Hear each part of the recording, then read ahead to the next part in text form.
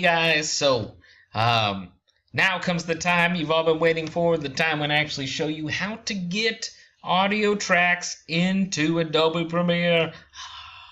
So exciting. Oh my God, I can't wait. So here we go. So the first step of it obviously is going to be to import the audio tracks you've recorded into Premiere. Now there's a couple ways that you can record your audio tracks. You can either record it as tiny chunks and have the chunks ready to go, or you can record it as one long thing and divide the chunks in Premiere. Either way will work. It's actually quite easy and nice to actually work with audio in Premiere. So let's get started. So I'm actually going to import two things. I'm going to import one, Chipperdoodle Electronic Light, which is actually a track that I tried to use for this project and was terrible. You cannot hear it because this screen capture program will not actually show the audio that I'm listening to right now, which is terrible. So I'm just going to open it.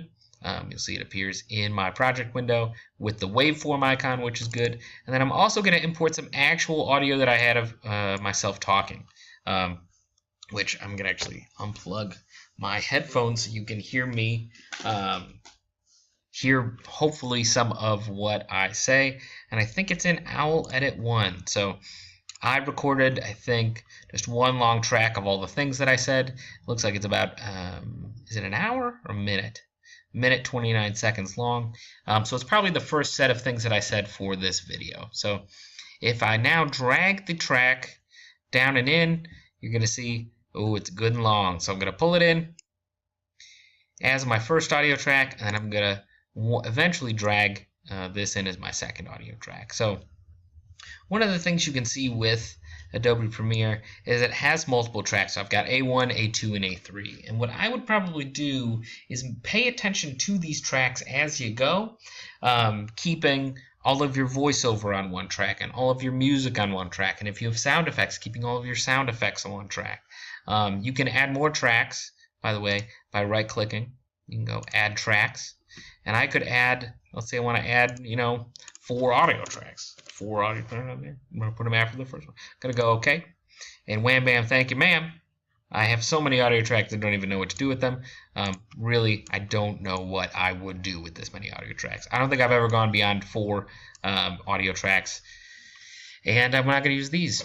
Likewise, you can see that this button is to mute track. This is to solo a track. So if I want to, let's say I'm working with audio and I've heard the music 100,000 times and I don't want to go to bed and wake up humming friggin' Chipperdoodle.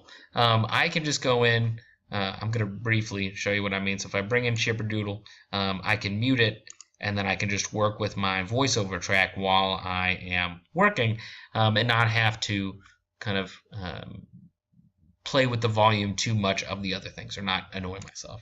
Likewise, if I have 5 or 6 audio tracks and I just want to play with one of them instead of having to mute all of them, I can just click the solo button and that's going to mean that only this audio track is playing. So both things that are really useful. The next thing you really need to know, I'm going to delete my Chipperdoodle for a second, is to be able to see the waveforms that you are actually working with. So if I drag this down, and you see, I go actually to the lines between the audio tracks. And if I go to those lines, I can drag down. I'm going to drag it about, 3 through. And you can see I get the actual waveforms. And this is very useful because as I scroll through, you can hear me talking, right? So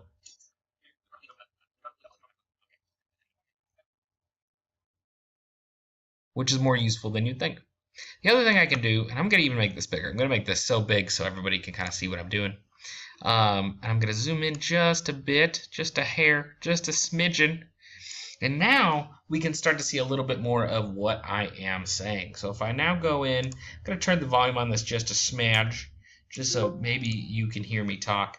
So I'm going to play a second of it, and you can kind of hear where this is going to line up with the visuals. So as grad students at Purdue probably know about the Purdue Owl, probably also which illustrate topics such as MLA, visual rhetoric, and pre-writing. Right, so my usual cadence, it's pretty annoying and terrible, but you know what? It's what you get when you're recording audio yourself. So here's where we are. So what I want, basically, is as you can see, so I'm going to go back, I'm going to open this guy up a bit so you can see a little bit of how this is working. I'm going to pull my video up because I want the video to stay where it is. So I just want to see my waveform. Just want to see where that is. Good.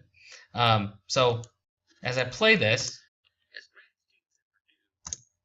I wanted to say, as grad students at Purdue, as soon as the kind of like owl thing starts coming in. So I'm going to mute this briefly to show you what I mean. I wanted to say, as grad students at Purdue, so I want the Purdue to hit, the D of Purdue to hit right here. And I know this is a specific thing, but it should help you see it.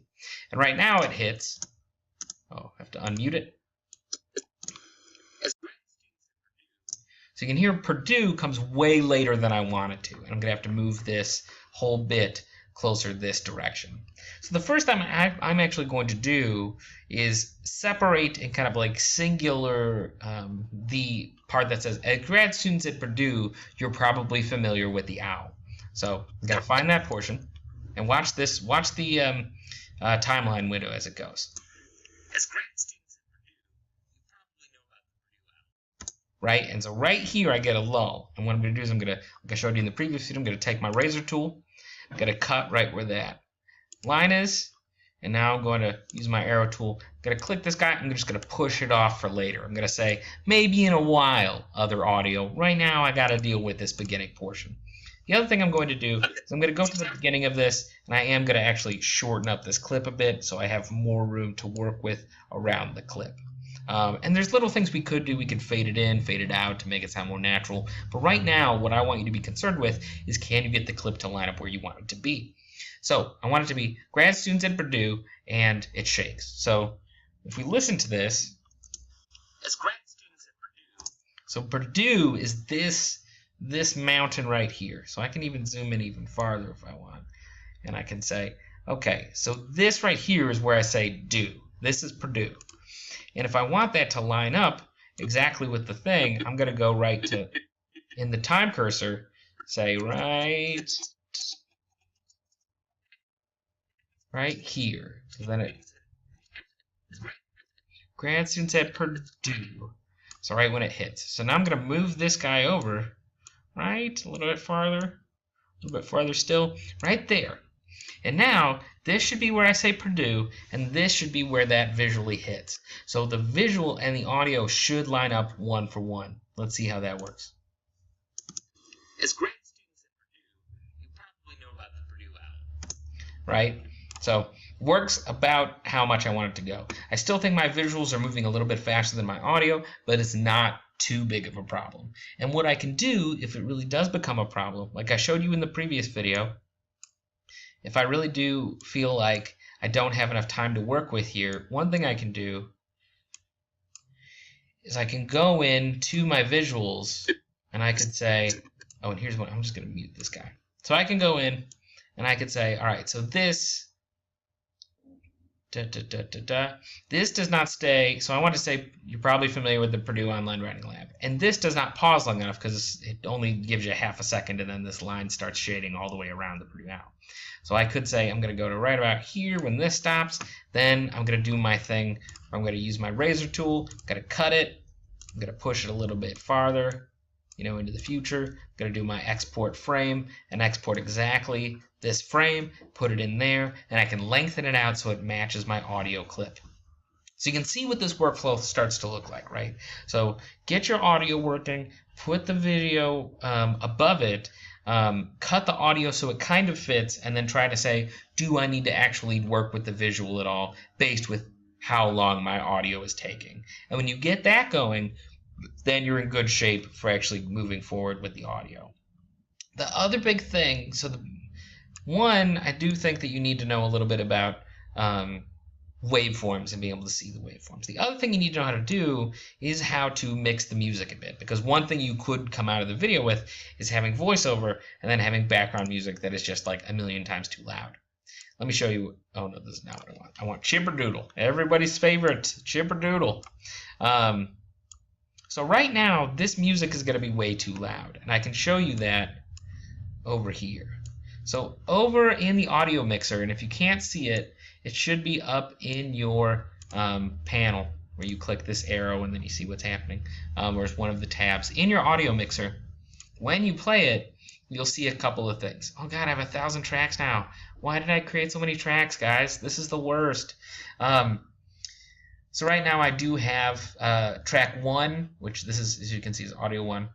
I'm going to rename this. So audio 1 is my voiceover or VO. And then this is my background track. So I'm just going to do BG track. And if I play this,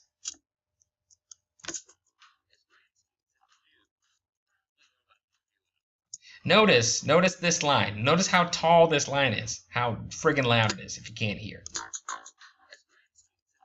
So right now, these two lines are competing crazily, and I need to bring this one down. So I can just click this bar and bring it down, you know, probably to -21, so that the voiceover track cuts through constantly, because I want the voiceover to have a good 10 decibels over the other tracks. Now, let me put it back, and I'll show you how it works, because I would normally play the track and then kind of move these bars as it's playing. So I'll show you what I mean.